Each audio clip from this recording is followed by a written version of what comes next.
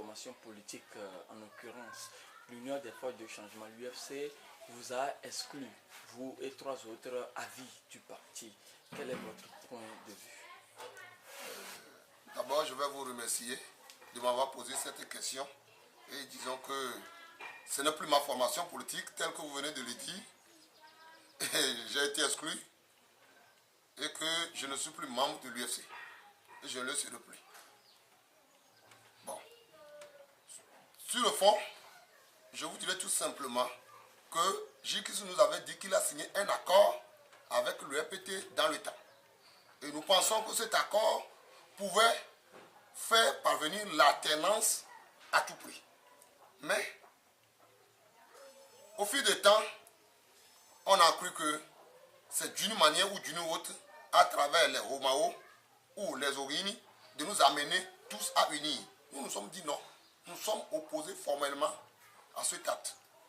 Et nous disons, les élections l'ont démontré, et nous avions dit, s'il faut rentrer encore dans ce gouvernement, il faut revoir l'accord et faire quelque chose de formel avec le partenaire que nous voyons très faux. Les Orini, les Romao n'avaient pas accepté.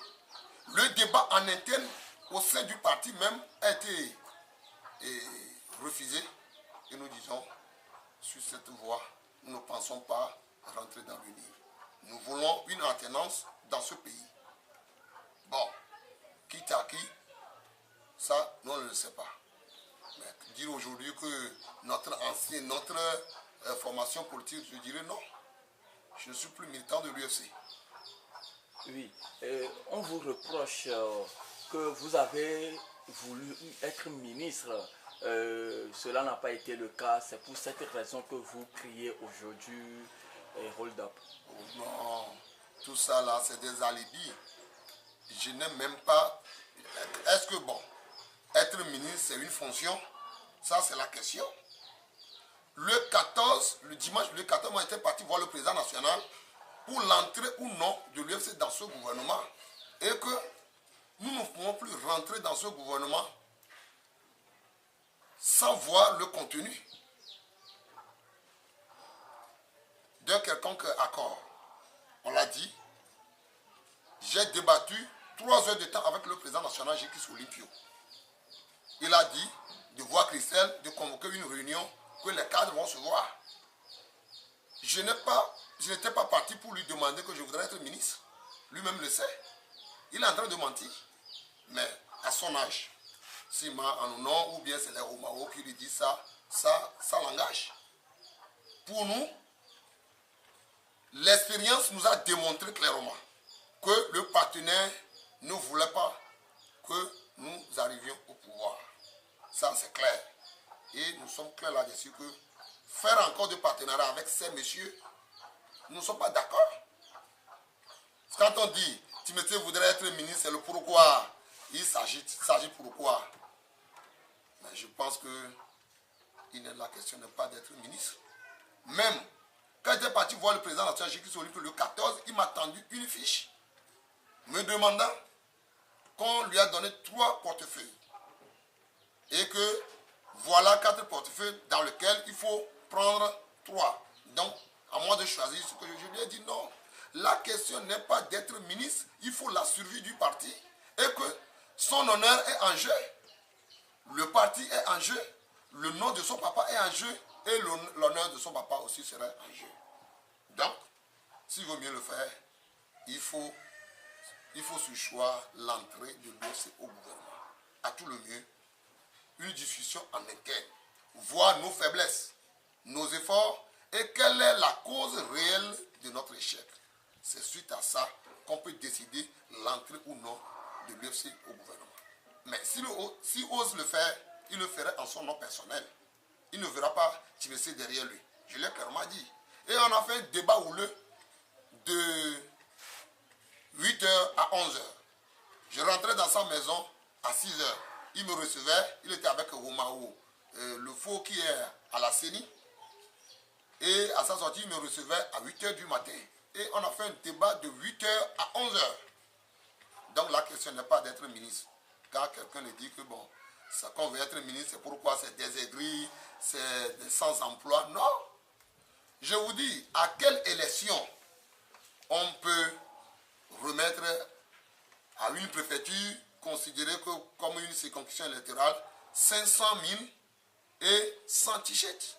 Ce n'est pas possible. Donc, voyez-vous que notre échec est préparé d'avance. Nous nous sommes jetés dans la bataille, croyant que le lendemain serait meilleur et que l'alternance va arriver en 2015. Quand aujourd'hui nous voyons que l'alternance dont nous parlons depuis tant d'années, on a perdu nos vies. En 2003, j'ai perdu mon enfant. En 92, l'ancien président Adopa a perdu sa femme et ses 3 enfants. Et maintenant, moi, je vais me retrouver avec ces messieurs éternellement. Non, je dis non. J'ai l'expérience du CAR, l'expérience de la CDPA, l'expérience des autres partis, des autres formations politiques. Ils ont fait leur expérience, ils ont vu que ça n'a pas réussi, ben, ils se sont retirés. Et quelle est la vision réelle de notre chef? Quelle est la vision réelle d'Ohini? D'être ministre éternellement, c'est fini, alors que les Togolais coupent dans les rues. Moi, ma vision, ce n'est pas de ce côté. Romao, qui peut-être, je ne dirais pas peut-être que Romao, qui a fait invalider, c'est lui qui a fait le choix des candidats. C'est lui qui a mené tout ce débat au sein du parti. Lui s'en va voir le président avant l'arrivée des émissaires du gouvernement. Il trompe le président et puis les émissaires du gouvernement arrivent, les émissaires du pouvoir arrivent. Maintenant il dit ça c'est ce qu'il faut faire, ça c'est tout. Et puis le président lui l'accepte. Comment vouloir gouverner un pays et accepter un individu se tromper jusqu'à ce point ou 2 individus? Je dis, je ne veux pas être ministre. Quand quelqu'un le dit, mais ça l'engage. Mais j'ai dit que la survie de l'UFC me préoccupe. Mais Dieu sait faire ces choses. Aujourd'hui, on nous renvoie, on dit merci. Et je suis sorti par la grande porte. Je suis sorti par la grande porte parce que tous les Togolais disaient, Missa Douavoy, pendant toute la campagne, les injures lancées à nos égards, je l'écoutais, je prenais note. Il suffirait que Jigis Olympio même rentre sur le terrain, il verra la réalité sur le terrain. Ce n'est pas de rester dans son salon, manipulé par Ohini. André Johnson, qui est notre tête de liste, est-ce qu'il a fait un meeting pendant la campagne? Il a pu faire un meeting. Tout ça là, il faut faire le bilan de ce que nous voulons de faire. Sans le bilan, et on dit André Johnson, qui est un transhumant, qu'on dit il est ministre. Moi, je ne peux pas être ministre de cette manière. Si le parti en bloc décide que Timessé va nous représenter au gouvernement, j'irai. En ce moment, je saurai que j'ai des gens derrière moi. Unilatéralement, non. Et je n'ai même pas demandé à être ministre. Je m'a tendu une fiche comme ça, à mettre mon nom. Et d'ailleurs, il m'a fait parvenir un courrier que je devais au parti 1 200 000 à payer pour être ministre. Je dis non. Moi, je ne le veux pas. Donc, ceux-là qui s'agitent, bon, disons que c'est vous les journalistes, payés par le pouvoir d'ailleurs, qui font ce genre de choses. Quand vous recevez des petits sous auprès du pouvoir, vous dites autre chose, au lieu de dire la réalité qui se passe aujourd'hui au Togo. Au Togo, les Nyasingbe ont déjà bouclé les 50 ans. Ils veulent encore recommencer les 50 ans à venir. Ça fera un siècle. Est-ce que nous sommes d'accord qu'ils fassent un siècle au pouvoir? C'est ça qui est le problème.